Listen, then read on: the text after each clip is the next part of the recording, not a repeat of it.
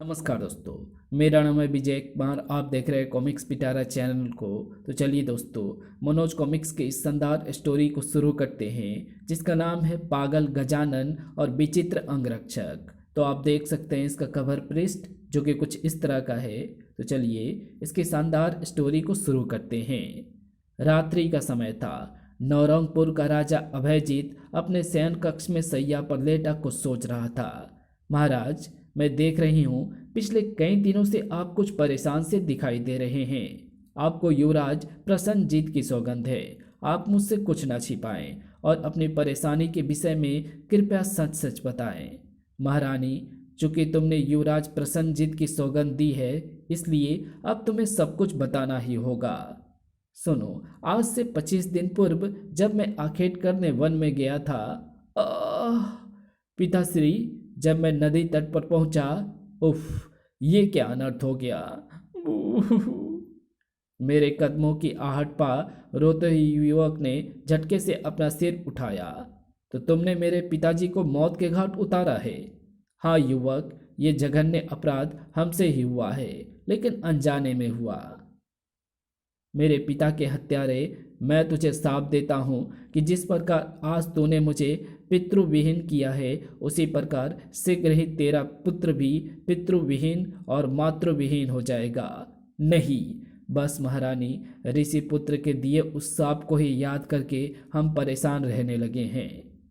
तभी महाराज महाराज सेनापति जोरावर सिंह कुछ सैनिकों के साथ इधर ही बढ़ा चला आ रहा है।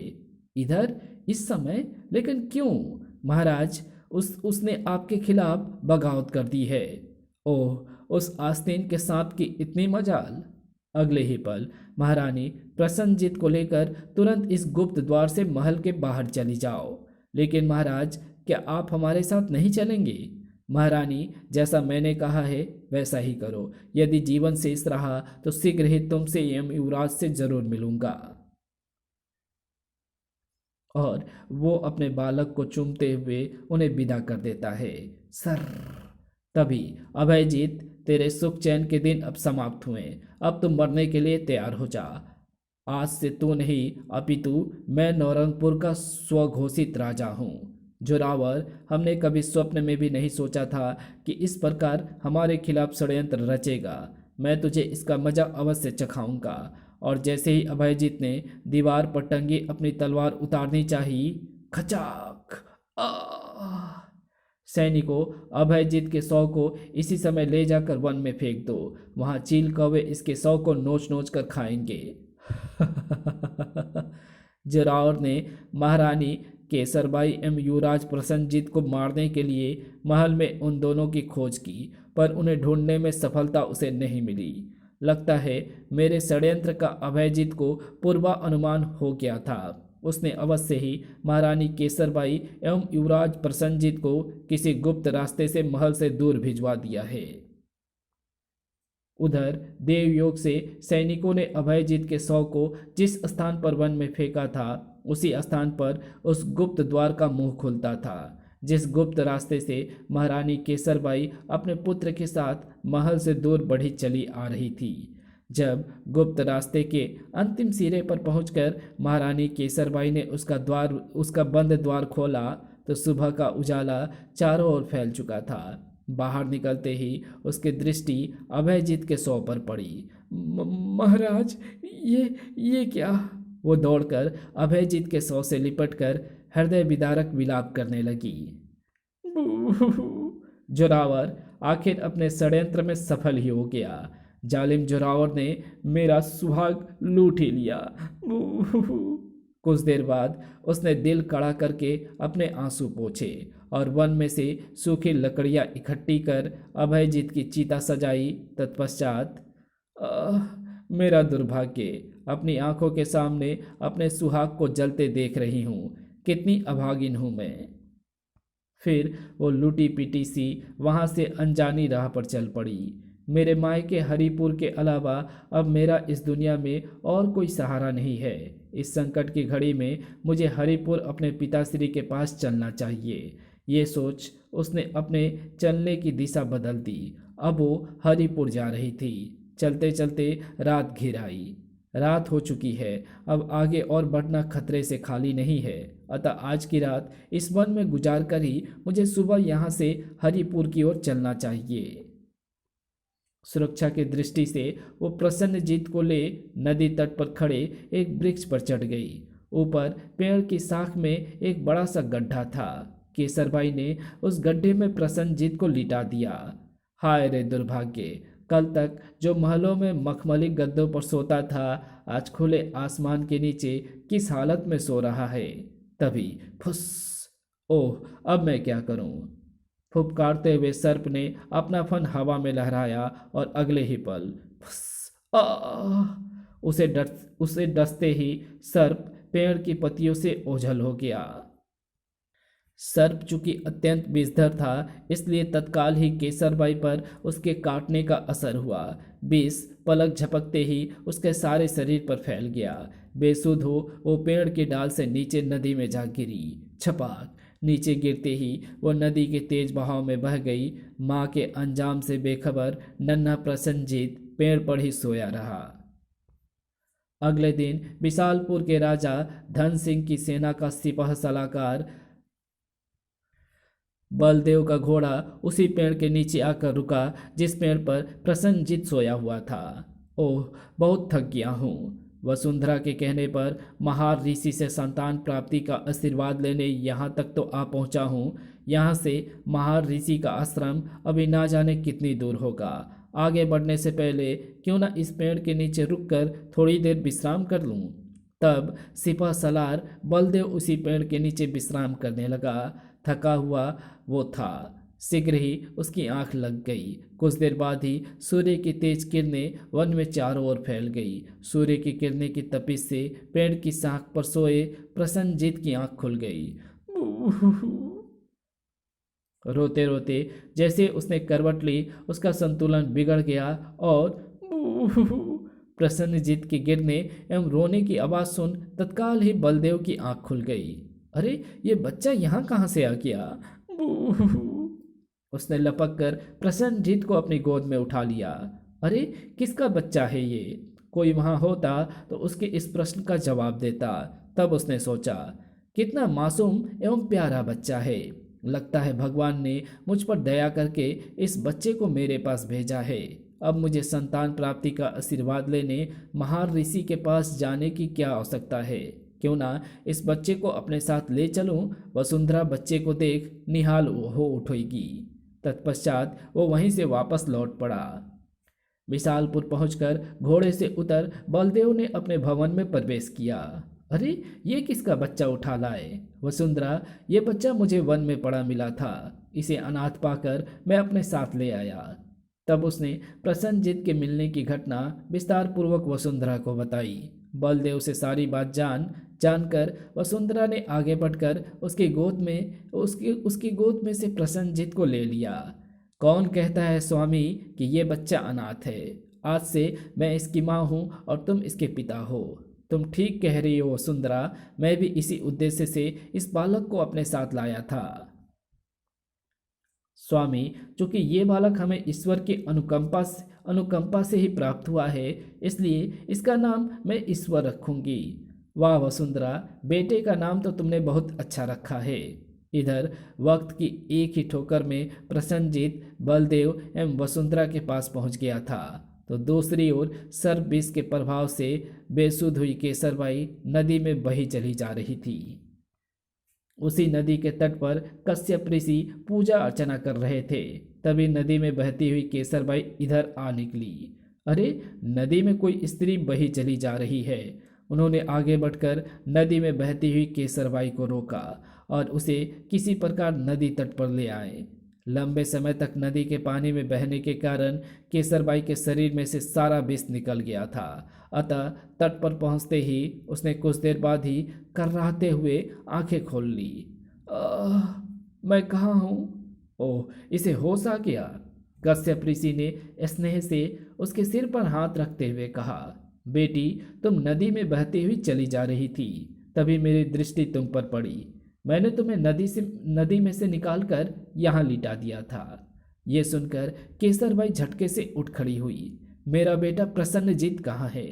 तुम्हारा बेटा? लेकिन तुम तो अकेली ही नदी में बही चली जा रही थी। रिसीवर, मेरा एक बेटा भी है जिसे मैंने पेड़ की डाल पर सुलाया था। ओह, वो वहां अकेला रो रहा होगा। मुझे शीघ्र ही उसके पास पहुंचना चाहिए। लगता है इस स्त्री का बेटा इससे बिछुड़ गया है। यह अपने पुत्र के वियोग में तड़प रही है।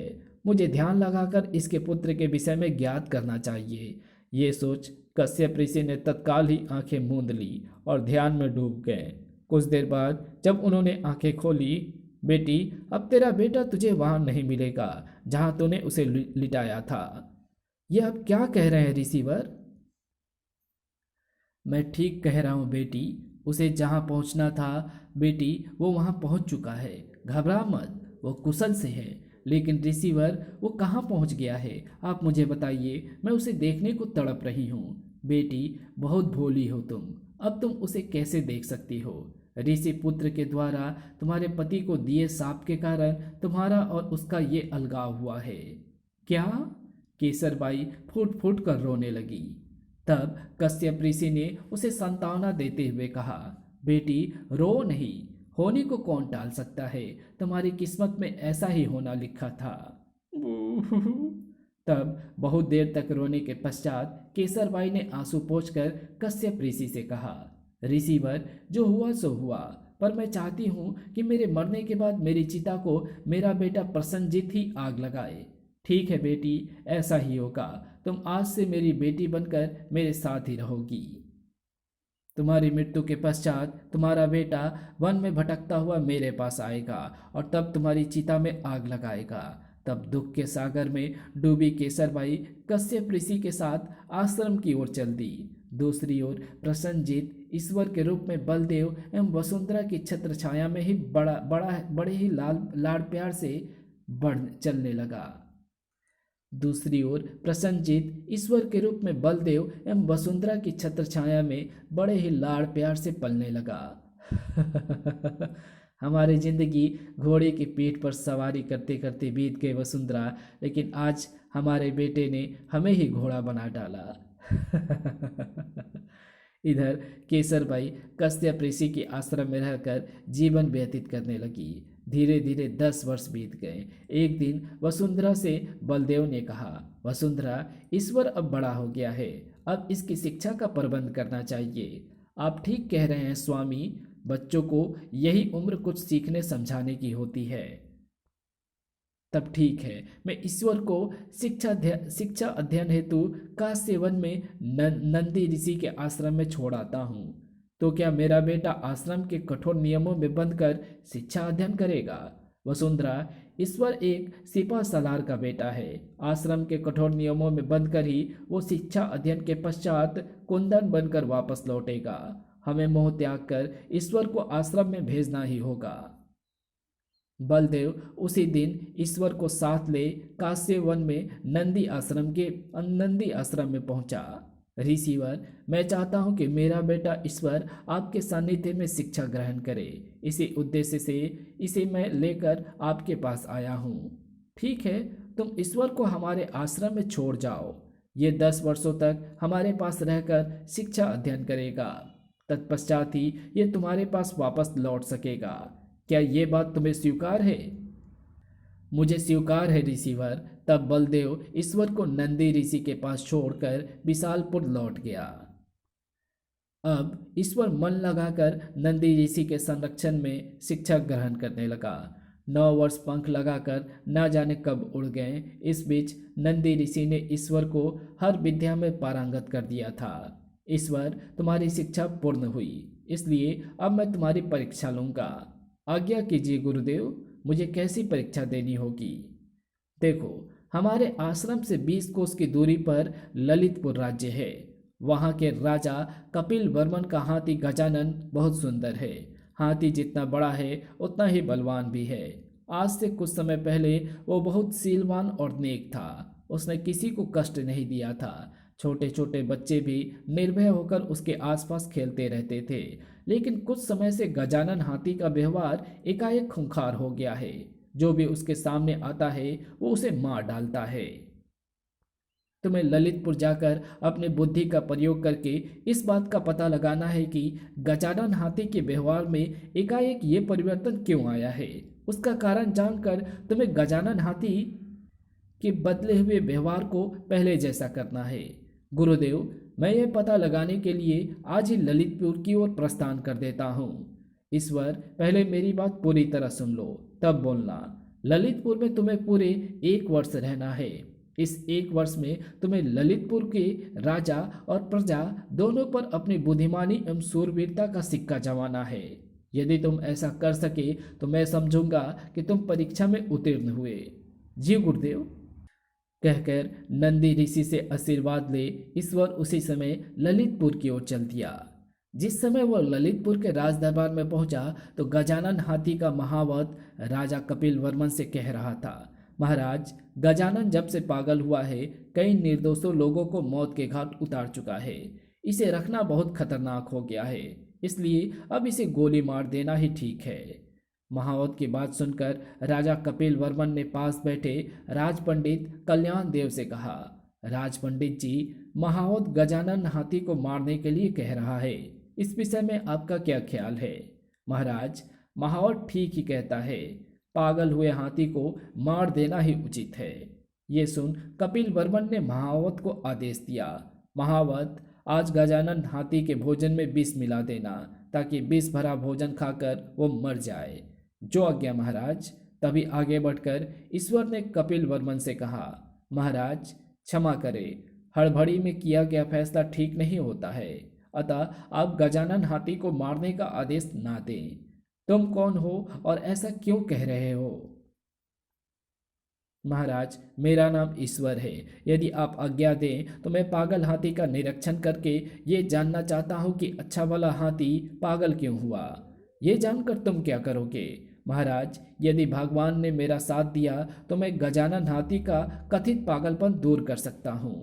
यदि ऐसा है तो हम हाथी को मारने के आदेश को वापस लेते हैं, साथ ही तुम्हें एक चेतावनी भी देते हैं। तुमने हमारे दिए आदेश को रुकवाने का दुस्साहस किया है, इसलिए यदि तुम हाथी के पागलपन को दूर ना कर सके तो तुम्हें सूली पर चढ़वा देंगे। मुझे स्वीकार है महाराज। ठीक है, हम तुम्हें 1 माह का समय दे रहे हैं। इस 1 माह के भीतर ही तुम्हें उस पागल हाथी को ठीक करना होगा। जो आज्ञा महाराज। महावत, इस युवक को गजानन हाथी के पास ले जाओ। जी महाराज। महावत ईश्वर को साथ ले दरबार से चला गया। महावत जब ईश्वर के साथ हाथीसार में पहुंचा तो वहां भयंकर उपद्रव मचा हुआ था। बचाओ! ओह, इस आदमी की जान खतरे में है। तभी अरे! अगले ही पल हाथी ने अपना एक पांव उठाया और पूरी शक्ति से अपना पांव रखवाले की छाती पर रख दिया। रखवाले के प्राण तुरंत निकल गए। इस हाथी के सिर पर तो खून सवार है। च्यों! कुछ सोचकर ईश्वर ने महावत से पूछा, महावत, एक बात बताओ, तुम्हारे सिवा और कौन कौन इस हाथी के पास आता है? मेरे और इस मृत रखवाले के सिवा किसी को गजानन के समीप जाने की आज्ञा नहीं है। मामला बड़ा ही जटिल है। हाथी के पागलपन का कोई ठोस कारण समझ में नहीं आ रहा है। कारण पता लगाने के लिए मुझे 24 घंटे तक लगातार इस हाथी की चौकसी करनी होगी। उसने महावत को तो वहां से भेज दिया और स्वयं हाथी की निगरानी करने बैठ गया। गुरुदेव, मुझे हाथी के पागलपन की गुत्थी सुलझाने की बुद्धि दो। ईश्वर को वहां बैठे बैठे सारा दिन बीत गया। धीरे धीरे रात घिर आई। अर्धरात्रि के समय जब ईश्वर को नींद सी आने लगी, टप टप टप, लगता है कुछ घुड़सवार दीवार की दूसरी तरफ आकर रुके हैं। ईश्वर का अनुमान सही था। ईश्वर का अनुमान सही था। हाथीसार के बाहर 5 घुड़सवार आकर रुके थे। कल्लन, आज तो बहुत माल हाथ लगा है। हाँ सरदार, बिना दुष्टता के कुछ भी संभव नहीं है। दुष्ट से सभी डरते हैं। सीधे और सरल आदमी का मुंह तो कुत्ता भी चाटता है। तुम ठीक कह रहे हो कल्लन। आदमियों को मारकर उन्हें लूटना ही तो हमारा पेशा है। इस पेशे में भला दया धर्म का क्या काम? जिसे देखो मार दो और उसका सामान लूट लो। ठीक कहा सरदार। यही तो हमारा धर्म है कि बच्चे बूढ़े और जवान जो भी राह में दिखाई दे सबको मार दो। आखिर एक ना एक दिन सबको मरना ही है। सरदार, तुम ठीक कह रहे हो। लगता है दीवार के दूसरी ओर चोर आकर रुके हैं। मुझे सीढ़ी पर चढ़कर उस ओर देखना चाहिए। सीढ़ी पर चढ़ उसने चार दीवारी की दूसरी ओर झांक कर देखा। माल का बंटवारा कर चोर अपने अपने घोड़ों पर चढ़ वहां से चले गए। अगली रात को भी चोर चोरी करने के पश्चात हाथीसार की दीवार के पास आकर रुके। आज भी उन्होंने आपस में मार काट एवं खून खराबों की ही बातें की। सरदार, आज तो 5 आदमियों को मौत के घाट उतारना पड़ा। अरे, उन्हें ना मारते तो क्या हमारे पकड़े जाने का डर ना था? ईश्वर ने पूरे 1 सप्ताह तक गजानन हाथी की चौकसी की। प्रतिदिन रात को चोरों को गिरोह आकर हाथीसार की दीवार के दूसरी ओर रुकता और हिंसा की बातें करता। अब समझ में आया, गजानन हाथी पागल नहीं हुआ है, अपितु इस पर बुरे बुरे साथ का प्रभाव पड़ा है। रात्रि में चोर आकर यहाँ मार काट और हिंसा की बातें करते हैं। उन्हीं बातों को सुनकर गजानन हिंसक हो उठा है। मुझे सबसे पहले चोरों के गिरोह को समाप्त करना होगा। अगली रात जब चोरों के गिरोह के आने का समय हुआ तो ईश्वर तीर कमान लिए सीढ़ी पर चढ़ उनके वहां आने की प्रतीक्षा करने लगा। आज एक भी चोर यहाँ से जीवित बचकर नहीं जाएगा। आधी रात बीत गई तो चोरों के गिरोह अपने नियत स्थान पर आकर रुका। तब ईश्वर ने तीर कमान से निशाना साधा। सर, तीर सरदार की छाती में जा धंसा। ये देख, अरे, ये तीर किसने चलाया? सरदार ने तुरंत प्राण त्याग दिए। भागो, यहाँ खतरा है। चारों बगटूट वहां से भाग निकले। ईश्वर ने भागते चोरों को निशाना साधा और तेज भागो। नंदी ऋषि द्वारा सीखी कुशल धनुर्विद्या द्वारा ईश्वर ने बाकी बचे चोरों को भी तीरों के द्वारा मौत के घाट उतार दिया। 1 माह पश्चात ईश्वर दरबार में कपिल वर्मन के समक्ष उपस्थित हुआ। महाराज, मैंने गजानन हाथी का पागलपन दूर कर दिया है। कैसे? ये असंभव कार्य कैसे संभव हो सका? महाराज, पहले आप स्वयं चलकर हाथीसार में खड़े गजानन हाथी को देखिए, तब मेरी बात का यकीन कीजिए। हाँ, ये ठीक रहेगा। कपिल वर्मन मंत्रीगण एवं अन्य दरबारियों के साथ ईश्वर उसी समय हाथीसार पहुंचा। अरे, ये तो जंजीरों से मुक्त हुआ खड़ा है। डरिए नहीं राजन, अब ये किसी को कुछ नहीं कहेगा। इसका हिंसक व्यवहार नम्र हो चुका है। कपिल वर्मन को सामने खड़े देखकर गजानन ने जोर से चिंगार मारी। चिहू! अरे, ये तो पहले की तरह ही सूंड उठाकर मेरा अभिवादन कर रहा है। ईश्वर के बार बार अनुरोध करने पर कपिल वर्मन ने हाथीसार के मैदान में ही गजानन पर सवारी की। सचमुच ये तो कमाल हो गया। नरभक्षी हाथी पहले की ही तरह नर्म हो गया है। इस युवक ने तो कमाल ही कर दिखाया। सवारी कर कपिल वर्मन हाथी की पीठ से उतर ईश्वर के पास आया। ईश्वर, निश्चय ही तुमने असंभव को संभव कर दिखाया है, लेकिन तुमने ये असंभव कार्य संभव कैसे किया? महाराज, इस विषय में मैं आपको सारी बातें विस्तार पूर्वक बताता हूँ, सुनिए। शायद आपको याद हो कि कुछ दिन पहले हाथीसार की 4 दीवारी के बाहर 5 चोर मृत पाए गए थे। हाँ, हमें अच्छी तरह याद है। उन चोरों के पास से चोरी का माल भी बरामद हुआ था, लेकिन गजानन हाथी से भला उन चोरों का क्या संबंध है? संबंध है महाराज। उन 5 चोरों को मैंने ही मारा था। उन 5 चोरों के कारण ही सीधा साधा गजानन हाथी एकाएक हिंसक हो उठा था। वो कैसे? महाराज, कुसंगति का असर ऐसा ही होता है। प्रतिदिन रात्रि में चोरी करने के पश्चात वे 5 चोर हाथीसार की 4 दीवारी के बाहर खड़े होकर पेड़ के नीचे बैठकर चोरी के माल का बंटवारा किया करते थे। तब वे आपस में मारकाट और हिंसा की बातें किया करते थे। इन सब बातों का गजानन पर बहुत बुरा प्रभाव पड़ा। उसके दिमाग में धीरे धीरे ये बातें बैठ गई। महाराज, शब्द और विचारों का बहुत प्रभाव पड़ता है, इसलिए सीधा साधा गजानन हाथी धीरे धीरे खूंखार हो गया। अतः उसके सामने जो भी आता उसे ही वो मौत के घाट उतार देता था। ऐसा तो फिर उसके व्यवहार में पुनः बदलाव कैसे आया? वो हिंसक से पुनः नम्र कैसे हो गया?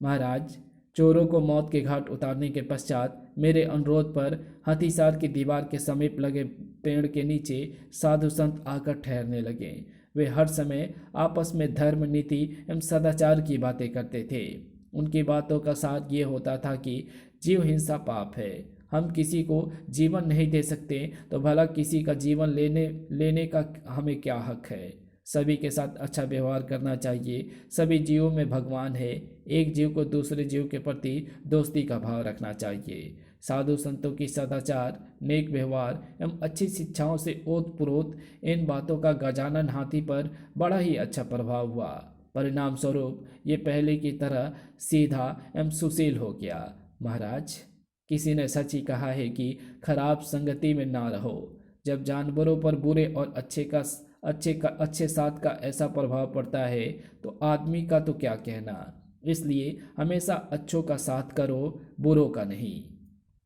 ईश्वर की सार भरी बातों को सुन कपिल वर्मन खुश हो उठा। ईश्वर, तुम बहुत बुद्धिमान और वीर हो। तुम जैसे वीर और बुद्धिमान व्यक्ति को हमारी सेवा में होना चाहिए था। तो रख लीजिए ना महाराज मुझे अपनी सेवा में। तो सुनो ईश्वर, हम इसी समय तुम्हें अपना विशेष अंगरक्षक नियुक्त करते हैं। महाराज, मैं वचन देता हूँ कि इस पद की गरिमा पर कभी भी आँच नहीं आने दूंगा। कपिल वर्मन का विशेष अंगरक्षक बनते ही ईश्वर को कपिल वर्मन के महल में ही रहने के लिए एक कक्ष मिल गया। इस घटना के कुछ दिन बाद की ही बात है। राजा कपिल वर्मन का दरबार लगा हुआ था। तभी एक गुप्तचर ने दरबार में प्रवेश किया। कपिल वर्मन से कहा, महाराज, मुझे पता चला है कि शत्रु के जासूस हमारे राज्य में घुस आए हैं। वे 15 दिन पश्चात होने वाले राजकीय वार्षिक समारोह में कुछ गड़बड़ कर सकते हैं। ओह, ये तो बड़ी अशुभ सूचना है। अब क्या किया जाए। इस पर, जो कि अब कपिल वर्मन का विशेष अंगरक्षक था, उस समय कपिल वर्मन के सिंहासन के समीप ही खड़ा था। वो आगे बढ़ कपिल वर्मन से बोला, महाराज, गुप्तचर की सूचना बहुत ही महत्वपूर्ण है। मेरी राय है कि इस बार समारोह सादे ढंग से मनाया जाए। उसमें केवल गिने चुने लोग ही आमंत्रित किए जाएं। ये सुन राज पंडित कल्याण देव ने व्यंग से ईश्वर की ओर देखते हुए कपिल वर्मन से कहा, महाराज, ईश्वर तो डराने वाली बात कह रहा है। वार्षिक समारोह धूमधाम से नहीं मना तो ललितपुर की शान कैसे कायम रहेगी। शायद आप ठीक कह रहे हैं राज पंडित जी। सेनापति धनपति ने कपिल वर्मन को आश्वासन दिया। आप बिल्कुल चिंता ना करें महाराज, ललितपुर की सेना शत्रु के हर षड्यंत्र को विफल कर देगी। ठीक है, समारोह तो धूमधाम से ही मनाया जाना चाहिए। यदि ऐसा ना किया गया तो शत्रु समझेगा हम उससे डर गए हैं। ईश्वर चुपचाप उन लोगों का वार्तालाप सुन रहा था। उसे खेद हो रहा था कि कपिल वर्मन ने उसकी बात नहीं मानी। 15 दिन पश्चात मुख्य समारोह स्थल के भव्यता के साथ सजाया गया। चप्पे चप्पे पर सैनिक तैनात थे। कपिल वर्मन समारोह स्थल पर पहुंच चुका था। कपिल वर्मन समारोह के प्रारंभ होने की घोषणा करने ही वाला था कि तभी एक सेवक दौड़ता हुआ कपिल वर्मन के पास आया। महाराज, जल्दी चलिए, आपका अंगरक्षक ईश्वर महल की छत पर से गिर पड़ा है। वो बचेगा नहीं। बस आपको एक नज़र देखने के लिए ही उसके प्राण शरीर में अटके हुए हैं। ओह, ये क्या अनर्थ हो गया। कपिल वर्मन ने तुरंत ही घोषणा की, समारोह आज नहीं होगा, उसे कल तक के लिए स्थगित किया जाता है। कपिल वर्मन उसी समय प्रमुख दरबारियों को साथ ले ईश्वर को देखने चल दिया। जैसे ही वो सबके साथ ईश्वर के कक्ष में पहुंचा, उसके क्रोध का पारावार ना रहा। ईश्वर, ये क्या अभद्रता है। तुम तो सकुशल हो, फिर सेवक के हाथों तुमने अपने साथ दुर्घटना होने की झूठी खबर हमारे पास क्यों भिजवाई है। क्षमा करें महाराज, आपको सुरक्षित देखने की चिंता में ही मुझे झूठी खबर आपके पास पहुंचानी पड़ी। कपिल वर्मन ईश्वर से कुछ कहता, इससे पहले ही एक सैनिक दौड़ता हुआ कपिल वर्मन के पास आया। महाराज, गजब हो गया। जिस पंडाल में समारोह होना था उसमें आग लग गई है। वहाँ जबरदस्त विस्फोट हुआ जिससे वहाँ मौजूद लोगों के चीथड़े उड़ गए। ओह महाराज, मुझे इसी बात का शक था। इसीलिए ही झूठ बोलकर मैंने आपको समारोह स्थल से यहाँ बुलाया था। लेकिन तुम्हें इस खतरे का पहले से ही कैसे पता चल गया ईश्वर। महाराज, 15 दिन पहले जिस समय दरबार में गुप्तचर ने शत्रुओं द्वारा किसी गड़बड़ की आशंका व्यक्त की थी, मैंने उसी समय आपको इस समारोह को भव्यता के साथ करने के लिए मना किया था, लेकिन आपने मेरी सलाह नहीं मानी। मैं उसी समय से शत्रु का पता लगाने के लिए दिन भर नगर की सराहों का निरीक्षण करता था, रात को राज्य का भ्रमण करता था। कल तक मुझे अपने इस कार्य में कोई सफलता नहीं मिली, लेकिन आज समारोह प्रारंभ होने से कुछ समय पहले ही जब मैं राज्य के बाहर एक उजाड़ खंडहर के बाहर से गुजर रहा था, आज कपिल वर्मन हमारे जाल से जीवित नहीं निकल पाएगा। 1 घंटे बाद ही समारोह स्थल पर बनी सुरंगों में भीषण बम विस्फोट होगा, जिसमें कपिल वर्मन एवं उसकी सारी प्रजा जलकर भस्म हो जाएगी। ये वार्तालाप सुन मैं वहीं ठिठक कर रुक गया। ये दोनों शायद वे ही शत्रु भेदिए हैं जिनके विषय में गुप्तचर ने राजा कपिल वर्मन को बताया था। इनको जो चाल चलनी थी उसे तो ये लोग चल ही चुके हैं। अब सबसे पहले मुझे इन पर कब्जा करके इनकी चाल को असफल बनाना है। ये सोचकर मैं तेजी से खंडहर की ओर बढ़ गया। तुम दोनों की चाल को नाकाम करने के लिए मैं आ गया हूँ दुष्टों। तुम्हारे मंसूबे सफल नहीं होने दूंगा मैं। अगले ही पल, पकड़ लो इसको, ये बचकर जाने ना पाए। दूसरे आदमी ने मुझ पर उछल कर वार किया। अब मैं दो आदमियों से एक साथ जूझ रहा था। ढिसुम ठक आ। कपिल वर्मन को इतनी बात बताकर ईश्वर आगे बोला, महाराज, शत्रु के उन दोनों भेदियों से जैसे तैसे निपटकर मैं शीघ्र ही खंडहर से बाहर निकला तो सोच रहा था कि अब आपको कैसे इस समारोह को करने से रोका जाए। बहुत सोचने पर मुझे यही समझ में आया कि आपके पास अपने दुर्घटनाग्रस्त होने की सूचना भिजवाई जाए, और महाराज मैंने यही किया। मेरे दुर्घटनाग्रस्त होने का समाचार पाकर आप समारोह को स्थगित कर यहाँ आ गए, जिससे बहुत बड़ी जनहानि होने से बच गई। मुझे खुशी है कि मैं अपनी योजना में सफल हो सका महाराज। हमारे सेनापति धनपति जी तो जमीन के ऊपर शत्रुओं को खोज रहे थे, लेकिन शत्रु ने जमीन के भीतर सुरंग खोदकर उसमें बारूद इकट्ठा कर विस्फोट की तैयारी कर ली थी। अगर ठसाठस भरे समारोह स्थल पर यह विस्फोट हो जाता तो बिगड़ी हुई स्थिति की कल्पना आप स्वयं कर सकते हैं महाराज। ईश्वर, तुमने ये सब करके हम पर बहुत बड़ा उपकार किया है। हमें तुम्हारी अक्लमंदी एवं साहस पर गर्व है। महाराज, मैं शत्रु के उन दोनों भेदियों को खंडहर में ही बांधकर छोड़ आया था। आइए अब खंडहर में चलकर उनसे पूछताछ करके ये मालूम किया जाए कि ये सब उन्होंने किसके इशारे पर किया था। चलो, हमें उस खंडहर में ले चलो ईश्वर। कपिल वर्मन कुछ सैनिकों को साथ ले उसी समय ईश्वर के साथ उस खंडहर में पहुंचा। महाराज, यही है वे दोनों। सैनिकों, इनकी रस्सियां खोल दो। सैनिकों ने तुरंत कपिल वर्मन के आदेश का पालन किया। अब वे दोनों सिर झुकाकर कपिल वर्मन के सामने खड़े थे। देखो, हमें सच सच बता दो कि तुमने किसके कहने पर हमारे राज्य में आतंक मचाना चाहा था, वरना हम तुम्हारी बोटी बोटी करवा कर चील कौओं को डलवा देंगे। ये सुन दोनों भय से कांप उठे। वे घिघियाते हुए बोले, महाराज, हमें क्षमा कर दो। ये सब हमने मलयपुर के राजा जीत सिंह के कहने पर किया था। क्या कहा? हमारे परम मित्र राजा जीत सिंह ने ये सब करवाया था? जी हाँ महाराज, ललितपुर में भीष्म नरसंहार करके वे ललितपुर पर अपना कब्जा करना चाहते थे। ओह, हमारे मित्र ने ही हमारी पीठ में छुरा घोंपा है, उसकी तो हम कल्पना भी नहीं कर सकते थे। महाराज, वार्षिक समारोह में राजा जीत सिंह को भी आपने आमंत्रित किया था। इस समय वो हमारे ही राज्य में राजकीय अतिथि बनकर ठहरा हुआ है। इस समय वो बिना सेना के ही अकेले ही हमारे कब्जे में है।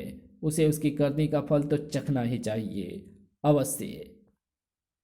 कपिल वर्मन ईश्वर के साथ वहां से सीधा राजकीय अतिथि गृह के उस कक्ष में पहुंचा जिसमें राजा जीत सिंह ठहरा हुआ था। उसे देखते ही जीत सिंह बोला, महाराज, समारोह स्थल पर भीष्म विस्फोट के बारे में जानकर मैं तो स्तब्ध सा रह गया था।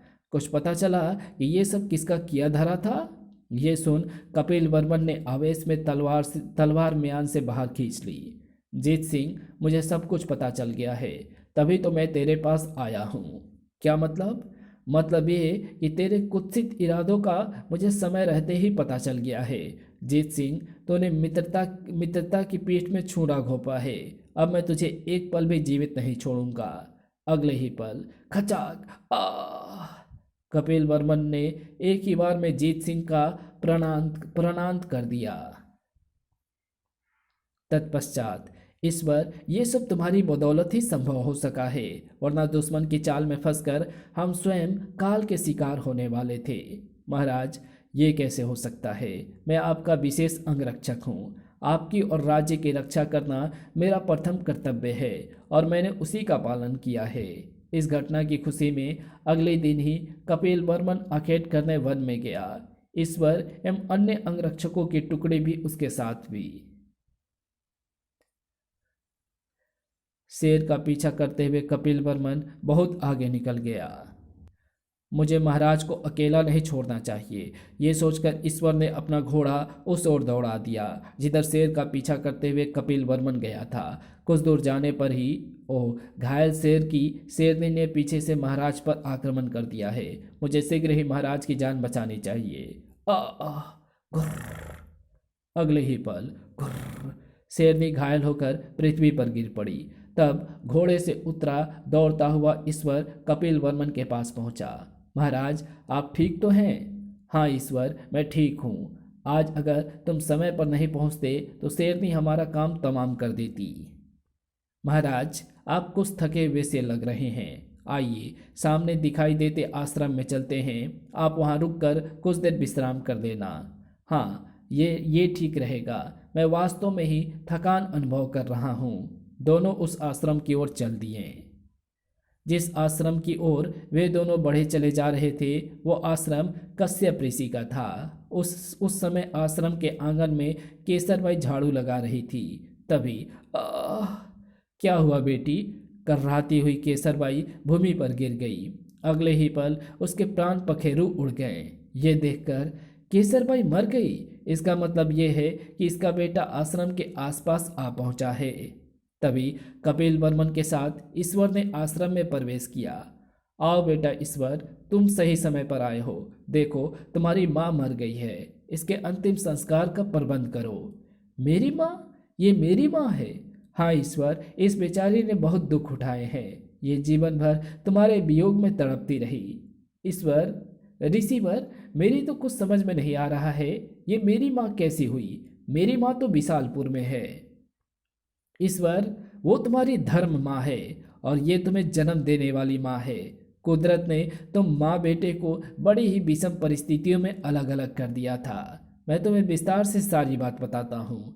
कश्यप ऋषि ने जोरावर सिंह के जुल्म और अभयजीत की हत्या और केसरबाई के बारे में विस्तार पूर्वक बताया। कश्यप ऋषि से सारी बात जानकर, ऋषिवर, सचमुच मेरी माँ ने बहुत दुख उठाए हैं। जालिम जोरावर के कारण इसे और मुझे इस प्रकार जीवन गुजारना पड़ा। मैं जोरावर सिंह को जिंदा नहीं छोड़ूंगा। वो सब तुम बाद में करना। पहले अपनी माँ का अंतिम संस्कार करो बेटे। फिर उसने अपनी माँ को चिता सजाकर भरे भरे हृदय से उसने अग्नि दिखाई। तत्पश्चात कपिल वर्मन के साथ ललितपुर वापस लौट आया। ललितपुर पहुंचकर, ईश्वर, जोरावर सिंह ने तुम्हारे परिवार के साथ बहुत अन्याय किया है। तुम कहो तो मैं उस पर आक्रमण करके उसे हरा दूं और तुम्हारा राज्य तुम्हें वापस दिलवा दूं। महाराज, मैं बिना किसी रक्तपात के जोरावर सिंह से बदला लेना चाहता हूँ। इसलिए नौरंगपुर पर आक्रमण करना ठीक नहीं हो रहेगा। मेरे दिमाग में एक ऐसी योजना आई है जिसको प्रयोग में लाने से जोरावर सिंह स्वयं यहाँ खींचा चला आएगा। तब मैं उससे अपने परिवार की तबाही का बदला लूँगा। वो योजना क्या है ईश्वर? महाराज, आप एक पत्र दूत के हाथ जोरावर सिंह के पास भेजिए। कहकर ईश्वर कपिल वर्मन को अपनी योजना समझाने लगा। कपिल वर्मन ने ईश्वर के बताए अनुसार उसी समय जोरावर सिंह के नाम एक पत्र लिखा और उसे दूत को देते हुए बोला, दूत, इस पत्र को नौरंगपुर के राजा जोरावर सिंह को देकर आना है। जो आज्ञा महाराज। नौरंगपुर पहुंचकर दूत ने वो पत्र जोरावर सिंह को दे दिया। राजा जोरावर सिंह, हम चाहते हैं कि हमारी पुत्री राजकुमारी कनकलता का विवाह आपके साथ हो। यदि आपको हमारा ये प्रस्ताव स्वीकार हो तो आप दूत के साथ फौरन ललितपुर चले आएं ताकि राजकुमारी कनकलता को आप देख सकें। राजा कपिल वर्मन। पत्र को पढ़ते ही जोरावर सिंह की बाँछें खिल गई। ओह, कितना अच्छा अवसर हाथ लगा है। ललितपुर के राजा स्वयं अपनी पुत्री का विवाह मेरे साथ करना चाहते हैं। मुझे इस अवसर का फायदा उठाना चाहिए। वो उसी दिन दूत के साथ ललितपुर चल दिया। ललितपुर में राजा कपिल वर्मन ने उसका भव्य स्वागत किया। तत्पश्चात, राजन, आप यहीं ठहरिए। राजकुमारी कनकलता कुछ देर के बाद आपसे यहीं मिलने आएगी। ठीक है। जोरावर सैया पर लेटा विश्राम करने लगा। कुछ देर बाद ही चेहरे पर लंबा घूंघट डाले एक नारी ने उसके कक्ष में प्रवेश किया। कौन है ये?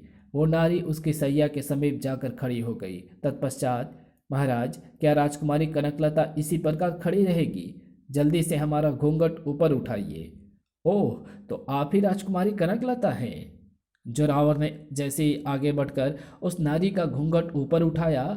कौन हो तुम? मूर्ख, राजा कपिल वर्मन के तो कोई पुत्री है ही नहीं, फिर तो बिना जांच पड़ताल किए विवाह रचाने यहाँ चला आया। बदजुबान युवक, आखिर तुम हो कौन? हमारे कक्ष में प्रवेश करने की तुम्हारी हिम्मत कैसे हुई? तो सुन जोरावर, मैं उस अभयजीत का बेटा हूँ जिसे आज से 18 वर्ष पूर्व धोखे से मारकर तो नौरंगपुर का राजा बन बैठा था। ओह, तो तू युवराज प्रसन्नजीत है। तूने ठीक पहचाना जोरावर। तूने मेरे परिवार पर बहुत जुल्म ढाया है। तुझसे उसी जुल्म का बदला लेने के लिए ही तुझे तुझसे उसी जुल्म का बदला लेने के लिए मुझे ये जाल बिछाना पड़ा है। अब तुम मरने के लिए तैयार हो जा। कहकर ईश्वर ने झटके से वस्त्रों में छुपी कंटार बाहर निकाली। अगले ही पल खचाक, आ जोरावर कटे वृक्ष की तरह सैया पर गिर पड़ा। जोरावर को मौत के घाट उतारने के पश्चात ईश्वर राजा कपिल वर्मन के साथ नौरंगपुर गया। वहां नौरंगपुर के राजमहल के बाहर राजा कपिल वर्मन ने नौरंगपुर की प्रजा को संबोधित करते हुए कहा, नौरंगपुर के प्रजाजनों, आपको याद होगा आज से 18 वर्ष पूर्व यहाँ का सेनापति जोरावर राजा अभयजीत को मारकर यहाँ का राजा बन बैठा था। उसी राजा अभयजीत का बेटा युवराज प्रसन्नजीत, जिसका नाम अब ईश्वर है, आपके सामने मेरे समीप खड़ा है। जोरावर को अपने किए की सजा मिल चुकी है। युवराज प्रसन्नजीत अपना खोया हुआ अधिकार वापस लेने आया है।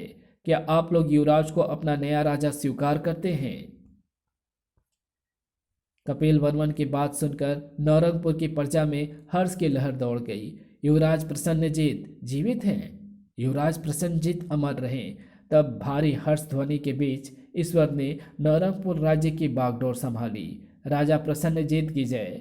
ईश्वर को नौरंगपुर का राजपाट सौंपकर कपिल वर्मन अपने राज्य को वापस लौट गया। इस घटना के कुछ दिन पश्चात ही एक सैनिक विशालपुर के सिपह सलार बलदेव के पास पहुंचा।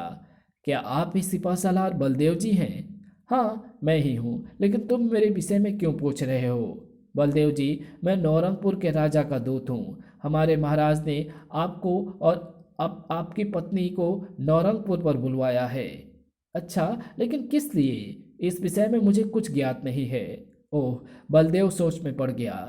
नौरंगपुर के राजा ने मेरे साथ साथ वसुंधरा को भी नौरंगपुर बुलवाया है। ये बात को समझ में नहीं आई। जरूर इस बात में कोई रहस्य छिपा है। मुझे इस रहस्य को जानने के लिए वसुंधरा के साथ नौरंगपुर जाना ही चाहिए। अतः वसुंधरा को साथ ले बलदेव नौरंगपुर की ओर चल पड़ा। नौरंगपुर पहुंचने पर उसे और वसुंधरा को राजकीय अतिथि गृह में ठहरा दिया गया। उसी शाम को राजा प्रसन्नजीत यानी ईश्वर उनसे मिलने आया। तुम तो हमारे बेटे ईश्वर हो। उन दोनों की हालत देखकर ईश्वर मुस्कुराया। आप ठीक कह रही हैं माँ, मैं आप दोनों का बेटा ईश्वर ही हूँ। लेकिन ये भी सच है कि अब मैं इस देश का राजा हूँ। लेकिन ये सब हुआ कैसे? तुम्हें तो मैं शिक्षा अध्ययन के लिए नंदी ऋषि के पास छोड़कर आया था।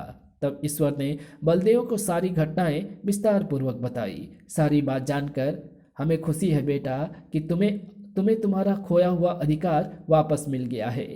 पिताजी, मैं चाहता हूँ कि अब आप और माँ दोनों यही मेरे पास रहें। ये कैसे हो सकता है ईश्वर? मैं बिसालपुर के राजा की सेना में सिपह सलार हूँ, और फिर बिसालपुर मेरी मातृभूमि है, और अपनी मातृभूमि को छोड़कर मैं यहाँ कैसे रह सकता हूँ? हमें वहाँ वापस जाना ही होगा बेटे।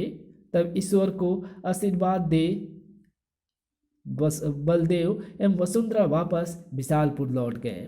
तब नंदी ऋषि द्वारा दिया गया 1 वर्ष का समय व्यतीत हो जाने के पश्चात राजा प्रसन्नजीत एक दिन नंदी ऋषि के आश्रम में पहुंचा। ईश्वर, ये तुम हो? तुम राजा कैसे बन गए? ऋषिवर, ये सब आपके ही प्रताप का फल है। तब नंदी ऋषि को भी ईश्वर ने अपने विषय में सारी बातें विस्तार पूर्वक बताई। तत्पश्चात, गुरुदेव, अब आप बताइए, मैं आपके द्वारा ली गई परीक्षा में उत्तीर्ण हुआ या अनुत्तीर्ण? ईश्वर, निसंदेह तुम परीक्षा में उत्तीर्ण हुए हो। अपनी बुद्धिमानी से ही तुम दुश्मन से अपना खोया हुआ राज्य वापस पा सके हो। इसी के साथ ये कहानी यही समाप्त होती है। तो इस वीडियो में और इस कहानी में कुछ एरर भी है, जैसे कि यहाँ पर गोली चलने की बात की गई है और बम धमाके विस्फोट की बात की गई है, जो कि ज़मीन के नीचे सुरंग बिछा दी गई थी बारूद की। तो ये चीज़ें जो है थोड़ी सी इसमें फिट नहीं बैठती है। और ये कहानी वाकई अच्छी है, जिसमें कि एक तरफ माँ की ममता भी दिखती है और एक तरफ वो जो है ईश्वर जो है वो अपने पालनहार माता पिता के प्रति कृतज्ञ भी रहता है, और वो चाहता है कि वो उनके साथ ही वहाँ उसके राज्य में ही रहे। लेकिन उसके माता पिता जो हैं वो उसके साथ रहने को तैयार नहीं होते हैं, क्योंकि वो अपनी मातृभूमि के पास ही रहना चाहते हैं और अपने देश के लिए कुछ करना चाहते हैं। तो ये कहानी अच्छी थी, लेकिन इसमें कुछ चीज़ें जो थी, जैसा कि मैंने बताया बारूद और गन चलने की बात की गई है, वो थोड़ी सी यहाँ फिट नहीं बैठती है। तो आपको ये वीडियो कैसी लगी कमेंट में लिख करके ज़रूर बताना, और आपकी क्या राय है इस विषय में आप ये भी लिख करके ज़रूर से बताना। Thanks for watching my videos.